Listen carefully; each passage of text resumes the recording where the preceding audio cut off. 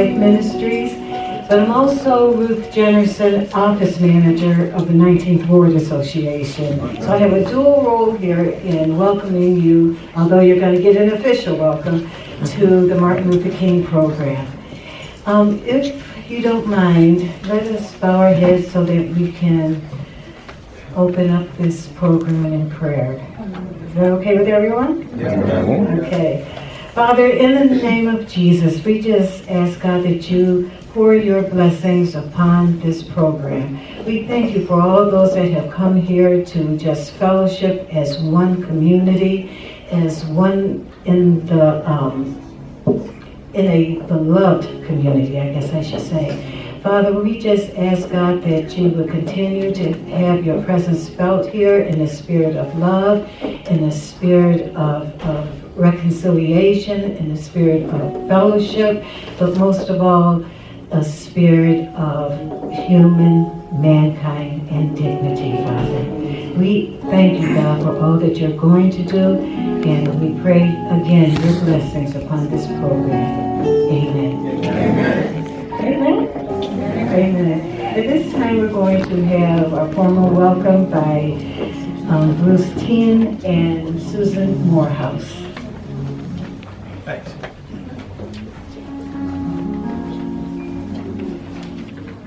Hi, everybody. I can't thank you guys enough for doing this program here. We look forward to it every year. It's just a wonderful program. And speaking of wonderful programs, I'm going to hand the mic over to Susan, who's going to tell you about our music series. So I'm grateful to be a part of the beloved community here in the 19th Ward. It's not perfect yet. We're moving in the right direction.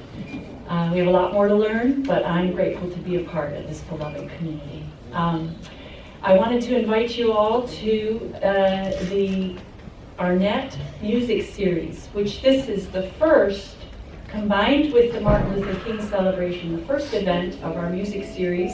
I've passed out a few flyers for the second event, which is coming up in February. We will have a woodwind quintet from Eastman School of Music.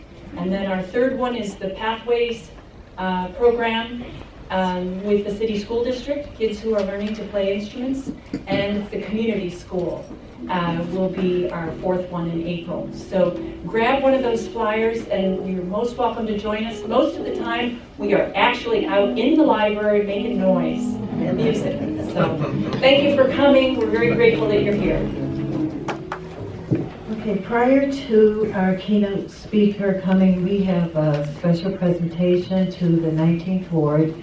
On behalf of Governor Cuomo, we're asking Mike Green, who's the Executive Deputy Commissioner for Criminal Justice.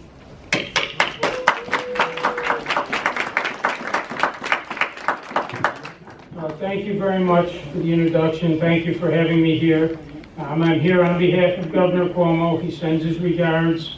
It is an honor to be here at the library at an event honoring Dr. King, but also an event featuring the Honorable Ruth Scott, who's done so much for our community in really raising awareness and advocating and setting an example of what strong leadership can do. So I'm honored to be here and be a part of the ceremony. I do have a proclamation from the governor that I'd like to present. Zola, if you don't mind coming up. I'll take you to me. All right. I have to put my glasses on because my eyes aren't what they used to be. I'll show you the proclamation first.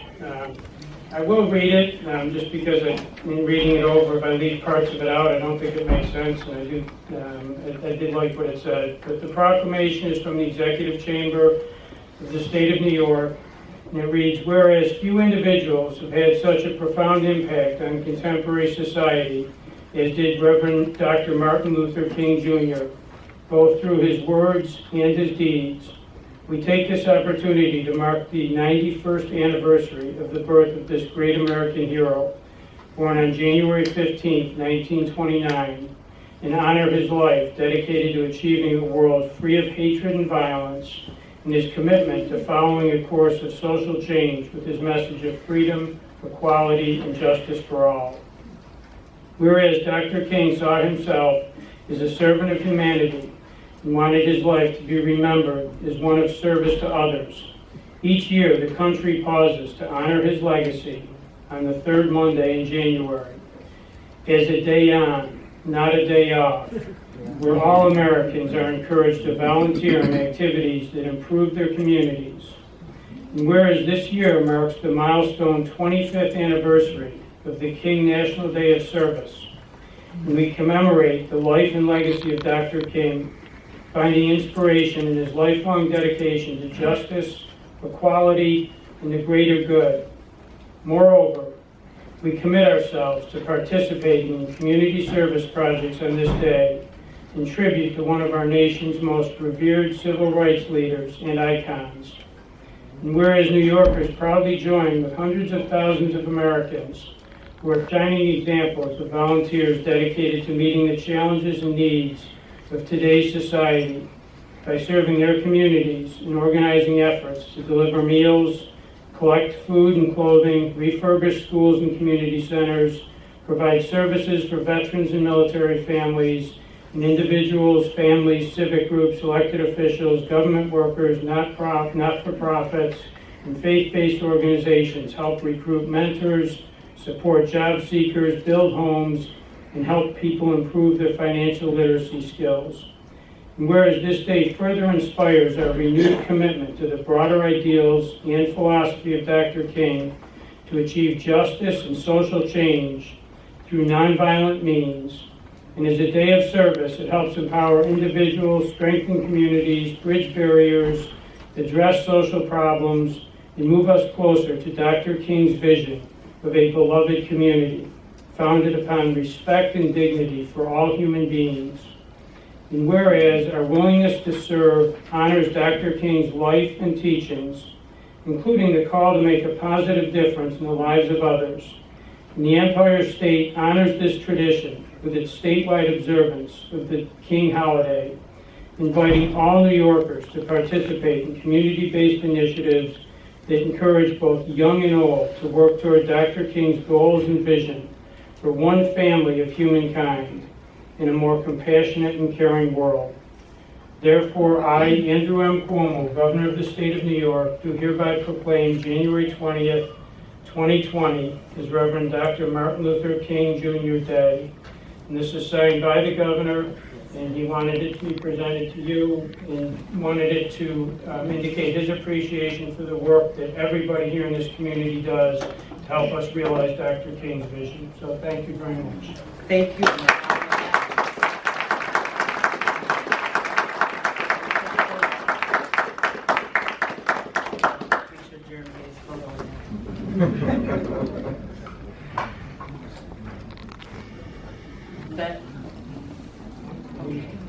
Thank you very much. It's an honor to come all the way down. Oh, thank you. It's an honor to be here. Thank you, everyone. All right, 19.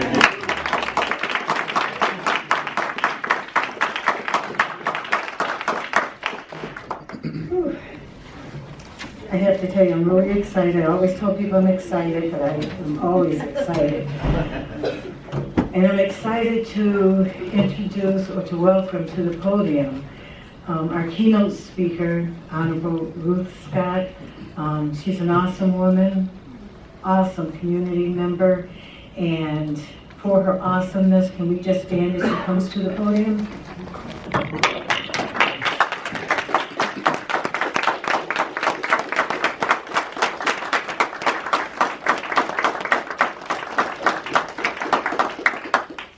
Thank you very much.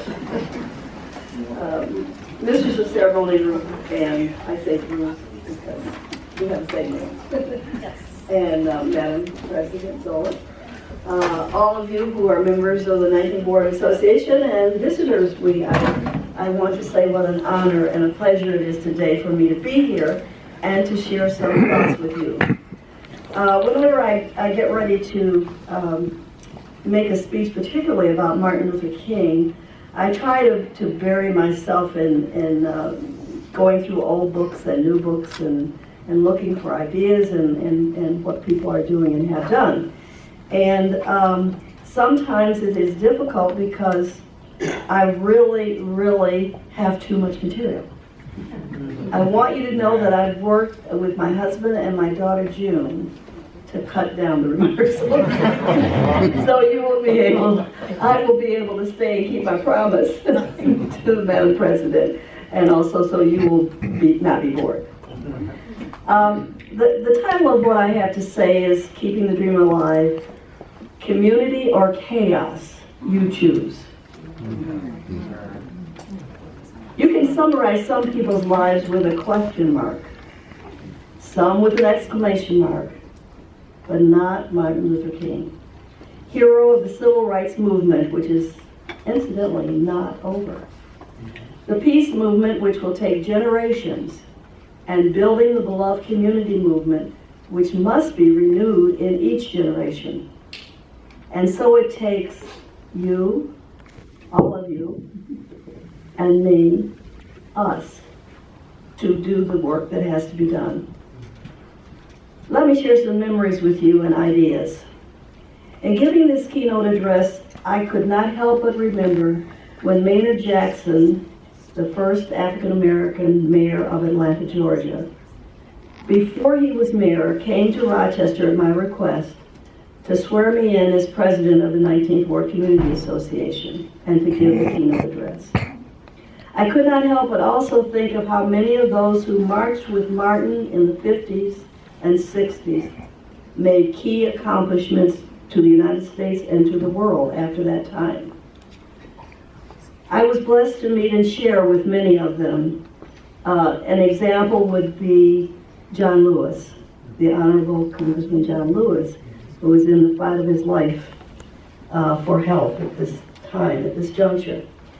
But something interesting happened in John's life, and that was, lots of things interesting happened, but that was that point when crossing the Birmingham Bridge, he was beaten to an end of death. And the Sisters of Mercy rose up and said, we will take care of him until he is well. That was so many years ago. And yet, it's interesting to me, I have this idea that somehow God draws circles in our lives, and there are people there when we need them, and there are people there who help because they are part of the movement. I invite you to feel the positive energy in this place and recommit to learn more every year about this man and his work and his followers of all races and religions which we celebrate today. Also, I want you to think about his journey and its connection to our journeys as we continue to struggle for peace, justice, and the rights of freedom in our own country, the United States of America, and around the world. Know that we are not alone in these challenges. Excuse me. Boy.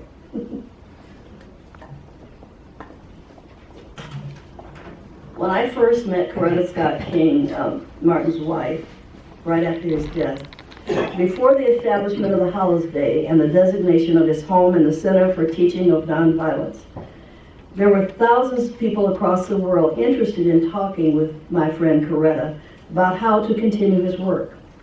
Now there are millions. Coretta was the first main person with King's mother, Alberta Williams King, who really was the founder of this day. You know, history gets lost somehow when people start to write it. And also they see it from their own perspective. And so I've only found one book that mentioned that that was the case, but I knew it all the time. I cannot help but remember, as though it was yesterday, sitting in her room at the, I believe it's called Americanico Hotel at one time, down on State Street. She was here to make a speech about her husband. And she and I were talking, as we had many times, and she shared with me the challenges of her lifetimes since Martin's death. One of the most troubling ones was that the men of the movement wanted her to concentrate only on raising her children. They pronounced they would take care of the movement and the memory of King in America. They were well-meaning in that, but you know what? I said to her, how do you feel about that? She said, Martin's memory, and Martin's focus was about the future of all children, not just ours. And I said, well, do you feel called by God to carry on this work? You know, when God calls you, you have to answer. And she said, I certainly do. And I said, then you have to do it. Out of her resolve flowed the establishment of the Center for Nonviolence and U.S. national holiday, only reserved for 2 presidents, by the way, Washington and Lincoln. King warns in his last book, we still have a choice. Nonviolent coexistence, meaning living together in brotherhood, or violent co-annihilation, meaning killing each other. He had learned from his studies of famous people around the world, including Mahatma Gandhi, who was a leader in India, the country of India, of nonviolent power in protest. You might read about him, that's why we're in the library. And I would encourage you, King loved libraries, and I would encourage you and all the young people who are here, learn to read and learn from people around the world, not just here in the United States. What Gandhi said, and it's interesting because the quote's been attributed to many people, but when I sort of tried to trace it back a little bit, it seemed to me that he would have been the first person who said it because of the time.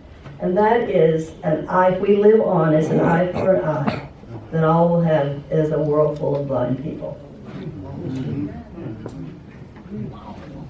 This may be, King said, mankind's last chance to choose between chaos or community. And that, by the way, was the title of his last book, which is Where Do We Go From Here? Community or Chaos. And that's why I chose the title as I did. Don't worry, he says, or be fearful about the future. Practice love and neighborhood building. Love is the only answer to hate. You may be thinking, what can I do? And those are all in the last words of King that I shared with you. But let me be more specific. I urge you to continue to read and study King's messages and his life and legacy, and all the memorable quotations, and participate in tributes to him like the 19th Ward Luminary program that you're going to be having in a few days.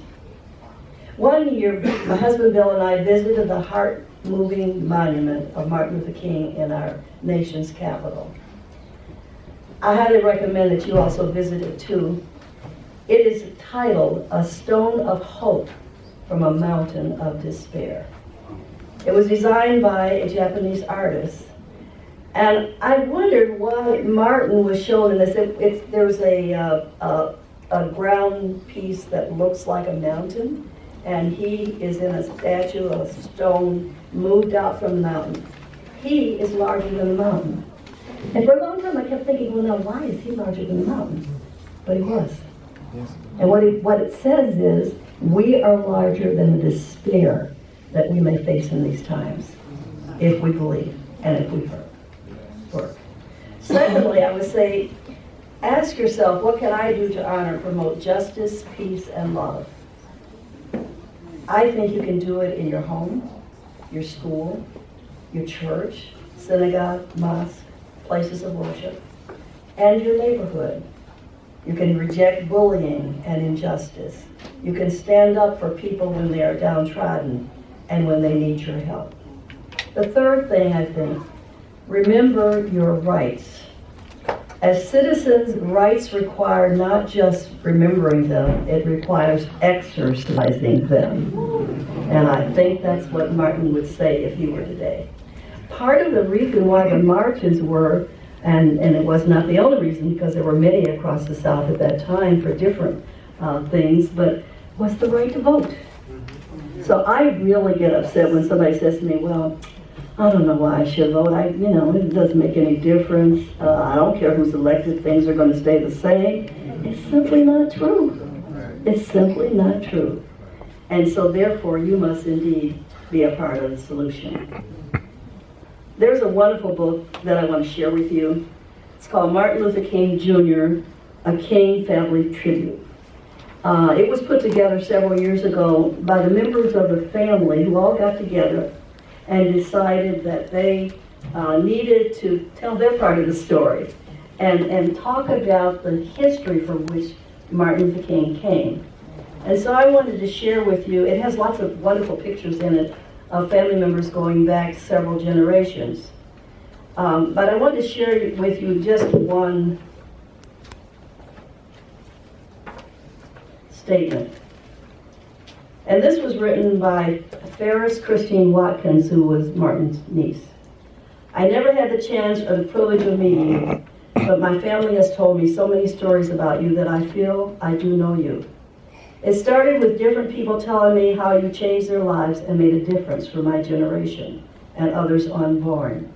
Then it was my grandmother Christine King Ferris and her book that let me know that not only were you a civil rights giant, you were a kid like me, who loved to play and joke around with your sister and brother.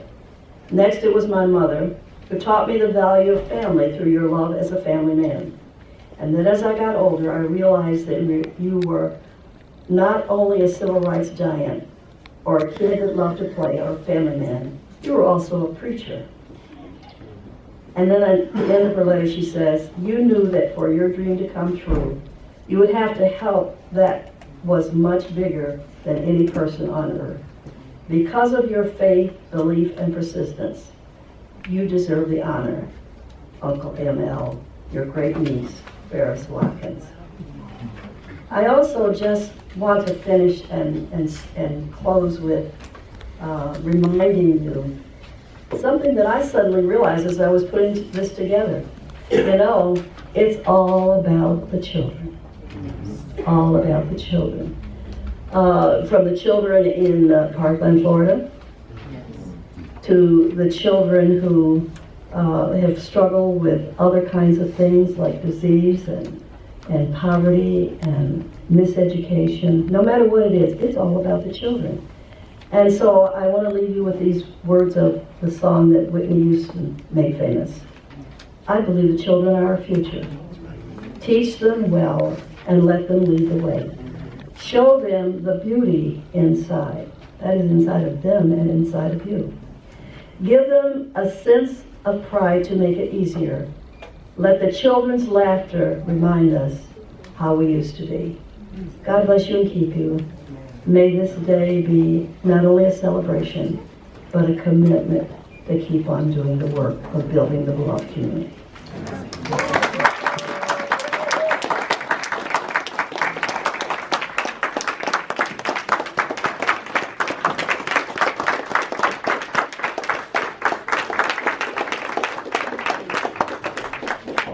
At this time, we are going to have a selection by Jeannie Giles.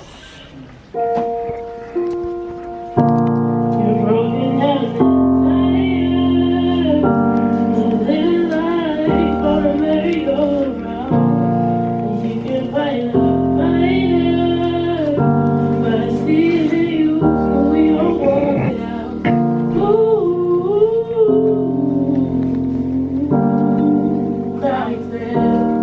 We gon' walk it out.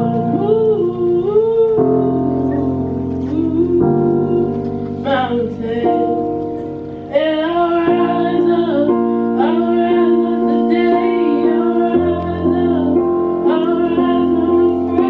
I'll rise up. All right,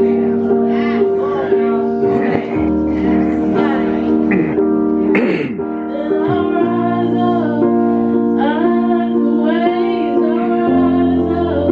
In spite of the ache, I'll rise up. And I'll do 1,000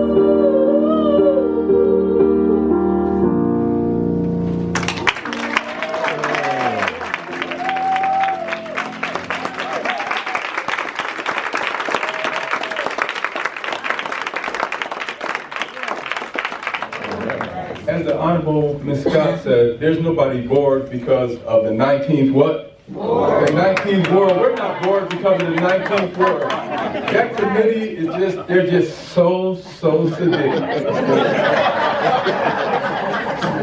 Now, to my poem, before I say my poem, I always share scripture. And one of my favorite scriptures is Romans 8:28. All things work together for the good of those who love God according to his purpose.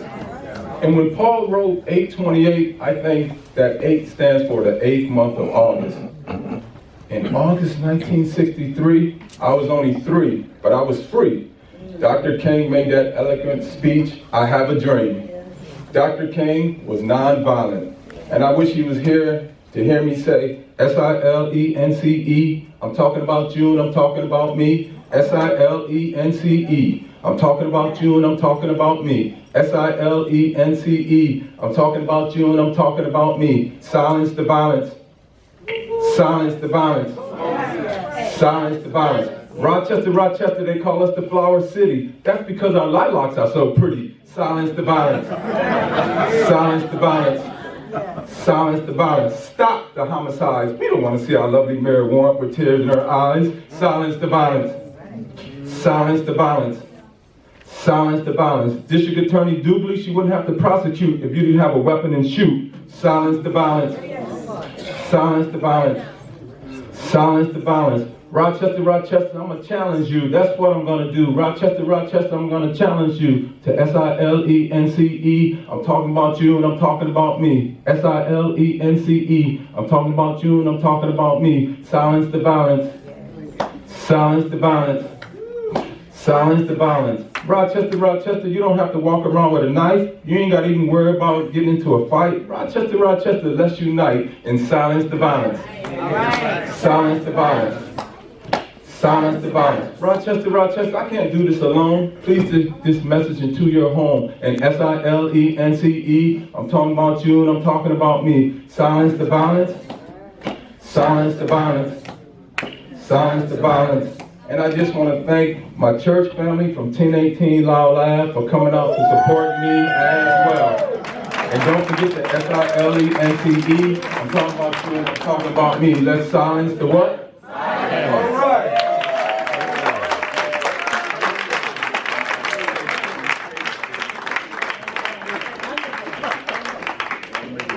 That was so awesome. Yes.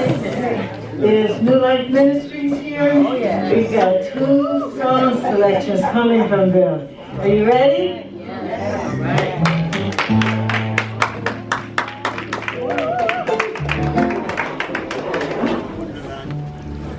We bring you greetings from New Life Ministries.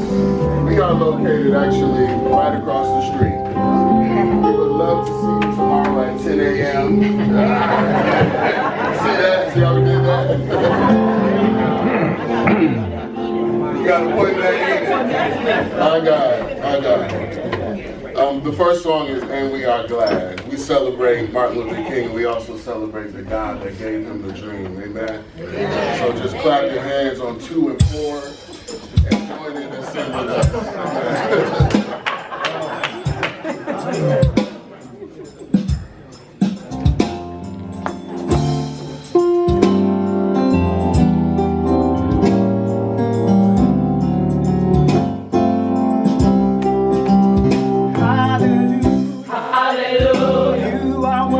You are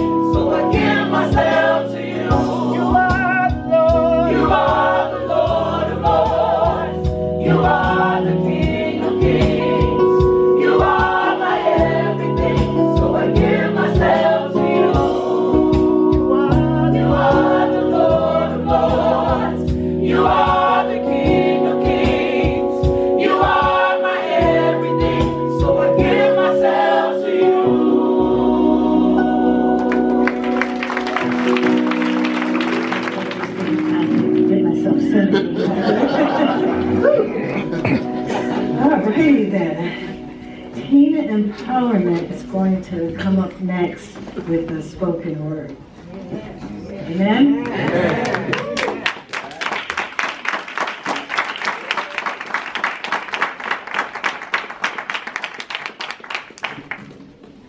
Hello, and thank you for coming. My name is Abu Carmela. I'm from Teen Empowerment. I'm a youth organizer, and I'm here to perform my piece, The Letter. To my unborn son, before you enter this world, there are some things I want you to know. You're going to come in your daily love, and I promise to protect you with my life, the best I can. I know the moment society lays their eyes on you, your melanin will become a threat. They'll try to drench the sparkle in your eye, your innocent smile will be described as sinister grin, and for that, I'll shed tears of sorry. My father never told me this office in our community, we treat us as if we don't belong here. Our teachers don't respect or care for us. The system has made it seem as if black and brown children aren't worthy of being educated. And son, even though the ones before me have fought, the fight isn't over. I hate to tell you this, but when you grow up, you're gonna have to fight too. But I want you to look society dead in the eyes and tell them, you're a leader, a king, a strong, handsome black man, and the world has a lot to offer. And I want you to look them dead in the eyes and tell them, you're here to take it over. Fine, with love, your father.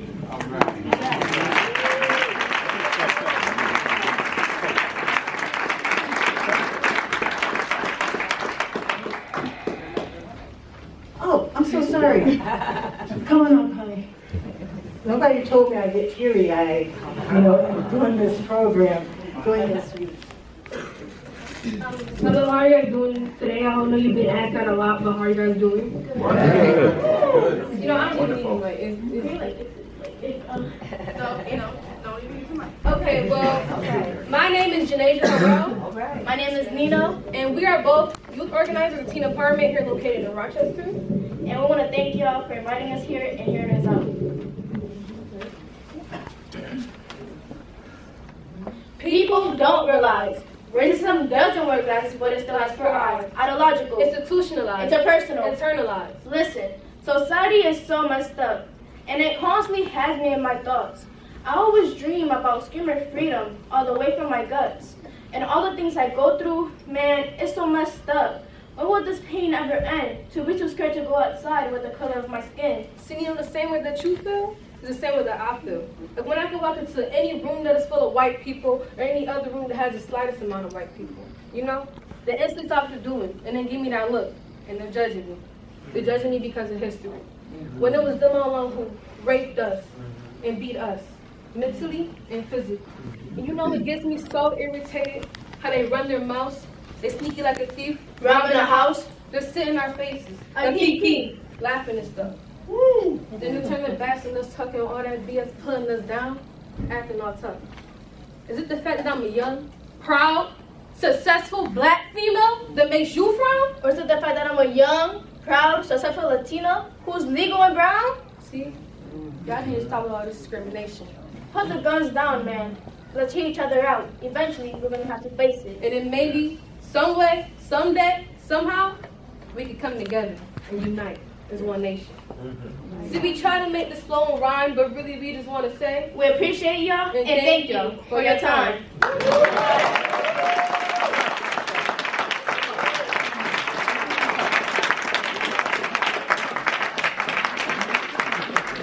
Thank you so much, Teen Empowerment. They are part of the 19th Ward. They are young people on the move, and they need our support. New Life Ministries is coming up one more time. Take us to the King. Okay. We're going to take you somewhere.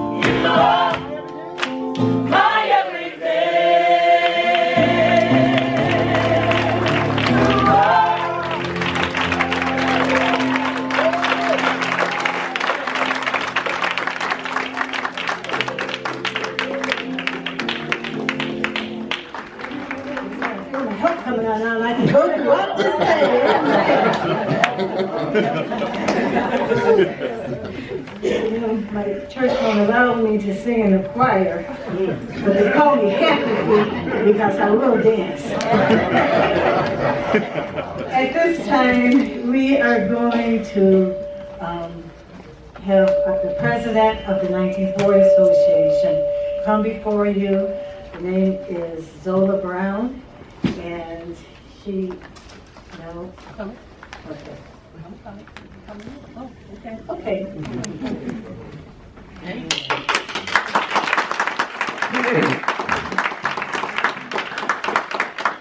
afternoon. I don't know. I want to say praise the Lord. I was sitting down and I was standing up. Let me tell you something. God is good. God's so good. This young lady heard y'all outside the door. And she came to me and she said, I just want to sing a little bit. Well, I ain't turning nobody down who want to sing. And I said, baby, we got a little time on our hand. Y'all know me, the schedule started at 12 and we end at 1, but we got a little time. You know, so she wanted to come up and give y'all a little voice, do a little something. All right? So, you know, I'm always inspired. Somebody in the 19th Ward that want to volunteer and do some work. All right?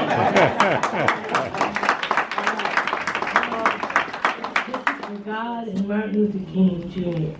I'm not a professional singer, but I love to sing, and I was inspired by the music I heard and the singers that I heard. And I only know this one refrain, so that's all I can do. Oh, Martin Luther King. Oh, Martin Luther King. Whoa, Martin Luther King. I'm glad God made you, because you were an inspiration to all of us. Thank you.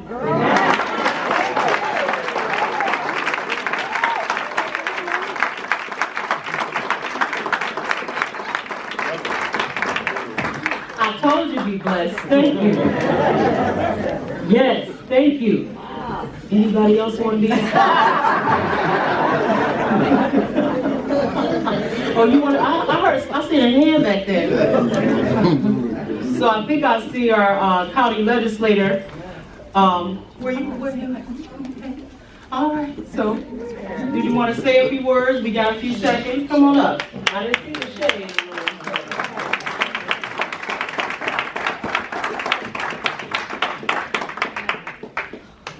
Good afternoon, good people. Good afternoon.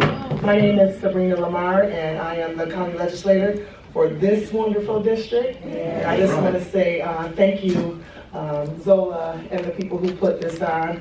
The New Life Choir, y'all was the bomb. I didn't know I was coming to a service today, but I am truly blessed and inspired. And I just want to acknowledge Dr. Martin Luther King and just say the or acknowledge the amazing trail that he blazed for people who look like me and you. And God bless you all. Thank you.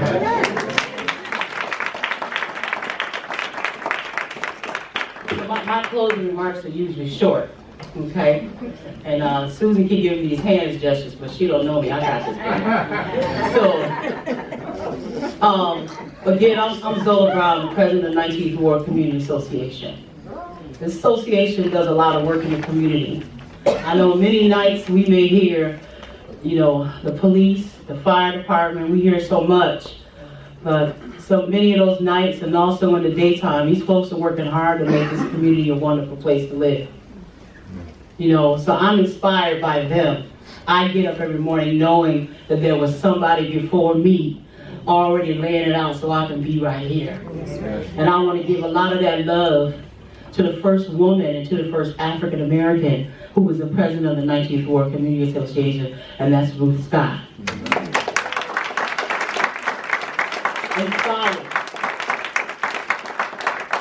I know I'm getting my blessings because I have an awesome pastor who's also our office manager. So our blessings are coming. We have an awesome staff. We have awesome people in the room. If you are a delegate in the 19th Ward Community Association, you know I'm here to recognize you. Please raise your hand, show some love, let people see who you are and all the great work you are doing. See Jeremy, all right. Jeremy also chairs, and Donna, our public safety committee. He's now a vice president. You know, so, you know, somebody got, when I move out the way, you know, you gotta let the young people in. You know, but I just want to say thank you so much for coming out today. This is truly a beginning of what we can do together. You know, we have several churches in this room. You know, so this is just the beginning of what we can do. Now, Bruce doesn't want us to ever leave this space, but we'll figure it out. You know, we'll put the chairs closer together. So a couple of things before we walk out the room. One, stick around and fellowship with one another. Susan and the neighbors here have brought in some wonderful food for everyone to enjoy. Monday is the day of observance, correct? So I'm going to be looking for all the churches and the neighbors to have luminaries in front of their houses, you know, or maybe in front of their churches as well. Donna's back there holding up a bag. So what's happening is that we do have some luminaries here. There's a donation, suggested donation of $5. There is 5 bags and 5 LED tea lights. So you already set. You just got to grab some kitty litter or gravel or sand or marbles you have, put them in the bags, put them outside, and just turn it on and run back inside the house because you know it's cold. No more standing up there trying to light it, you know, that's over. So just turn the light on and run back in because you know it's cold out there, it always is. You know, but I think the most inspiring thing that many of you said today and what heard in song is about our children. Another reason why we get up every day. No matter what the news says, somebody, somewhere, you know, you can inspire someone's life. And that's really important. So on Monday, show how you inspire. Put your luminaries out in front of your homes. You know, light up this neighborhood. Because you had some wonderful people before you, and now it's your turn. You know, I love all of our children. Keep bringing them. You know, and I love you, and I love being part of the 19. There are some materials in the back you can take. There is food, fellowship, and I always end. If there's someone in this room, you've never met, today is your time. Today is your day. Because that just might be your blessing. So make sure you walk out of here knowing somebody new. All right? And thank you for coming out to the Martin Luther King celebration. All right, and thank you again to all of our guests and our speaker. You are awesome. We're in the library. We're going to go get that book. You know, thank you again. Thank you, brothers and sisters. All right.